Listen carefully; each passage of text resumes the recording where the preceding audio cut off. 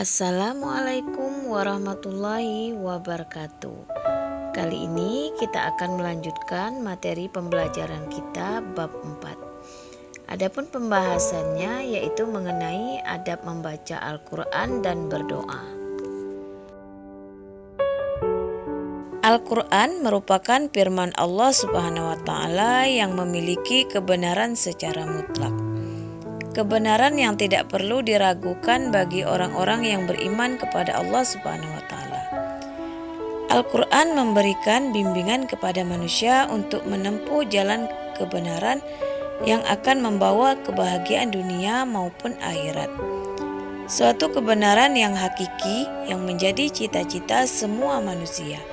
Maka dari itu, ilmu mempelajari Al-Quran adalah sebaik-baiknya ilmu dan lebih utama dibanding dengan ilmu yang lain. Sebagaimana sabda Rasulullah Sallallahu Alaihi Wasallam, sebaik-baiknya kamu adalah orang yang mempelajari Al-Quran dan mengajarkannya. Hadis riwayat Bukhari. Untuk membaca Al-Quran, sebagai seorang muslim perlu memperhatikan adab-adab berikut ini, supaya kita mendapatkan kesempurnaan dalam membaca Al-Quran. Berikut beberapa adab membaca Al-Quran.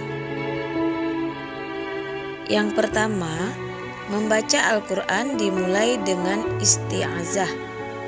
Allah Subhanahu wa Ta'ala berfirman yang artinya, dan bila kamu akan membaca Al-Quran, maka mintalah perlindungan kepada Allah dari godaan-godaan syaitan yang terkutuk.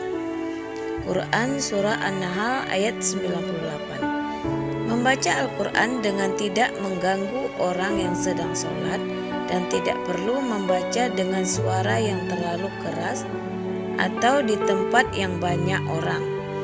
Membaca dengan suara yang lirih secara khusyuk. Yang kedua, membaca dalam keadaan suci, duduk yang sopan dan tenang. Dalam membaca Al-Quran, seorang dianjurkan dalam keadaan suci. Yang ketiga adalah membaca dengan pelan atau tartil, tidak cepat, agar apa yang kita baca bisa kita hayati dan memahami apa makna yang kita baca tersebut. Yang keempat adalah membaca Al-Quran dengan khusyuk, sehingga bisa menyentuh jiwa dan perasaan baik yang membaca maupun yang mendengarkan. Yang kelima, membaguskan suara ketika membaca Al-Quran. Itulah tadi beberapa adab membaca Al-Quran. Berikut kita akan membahas adab berdoa. Doa adalah senjata orang yang beriman. Karena dengan berdoa, seorang hamba dengan sendirinya telah menyatakan kelemahan.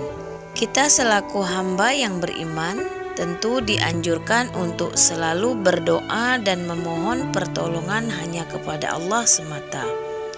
Namun, ternyata doa-doa kita terkadang tidak selaras dengan apa yang kita inginkan. Terkadang, apa yang kita harapkan dan kita cita-citakan belum tentu baik bagi kita. Begitu juga sebaliknya, apa yang kita benci ternyata itu baik bagi kita. Namun, yakinlah bahwa semua yang Allah kehendaki itu adalah untuk kebaikan kita. Adapun adab-adab dalam berdoa agar dikabulkan oleh Allah Subhanahu wa Ta'ala adalah sebagai berikut.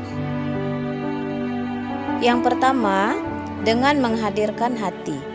Salah satu kunci dikabulkannya doa adalah dengan insan, yaitu merasakan kehadiran Allah dimanapun dan dalam bagaimanapun. Selalu sadar bahwa saat kita berdoa, Allah sedang melihat dan mendengarkan doa kita. Allah Maha mengetahui bisikan hati kita. Allah begitu dekat dengan kita, lebih dekat daripada urat nadi kita. Adab berdoa yang kedua adalah dengan rasa takut dan penuh harap. Di saat kita berdoa, sekali-kali jangan pernah ada keraguan dalam hati, tapi pasrahkan segala kepadanya dan selalu berprasangka baik di setiap ketetapannya. Pasrahkan diri kita dan yakin Allah akan segera mengabulkan doa-doa kita. Yang ketiga, dengan suara lembut, karena Allah begitu dekat dan maha mengetahui. Maka suara orang yang berdoa itu bagaikan mendesah, meratap dan mengibah. Orang dalam keadaan seperti itu sudah barang tentu akan menunjukkan betapa suaranya yang keluar dari hati, dan bila mengucapkannya ia ucapkan dengan suara yang lembut. Selanjutnya, adab berdoa yang keempat adalah diawali dengan istighfar, menyesal dan mengakui dosa-dosa yang pernah ia lakukan. Banyak contoh dalam Al-Quran bagaimana para nabi dan rasul berdoa. Contoh Nabi Adam dan Nabi Yunus alaihissalam. Nabi Adam berdoa mengawali doanya yaitu dengan pengakuan dosanya. Rabbana zolamna ampusana. Sedangkan Nabi Yunus yaitu berdoa mengawali doanya dengan pengakuan kalimat tauhid tasbih, mengakui keadaan berada dalam kegelapan. La ilaha illa anta subhanaka inni kuntu minaz zalimin.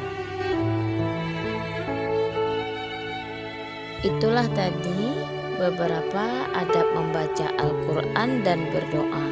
Semoga kita bisa menerapkannya dalam kehidupan kita sehari-hari. Demikianlah, apabila ada salah-salah kata, Ibu mohon maaf. Assalamualaikum warahmatullahi wabarakatuh.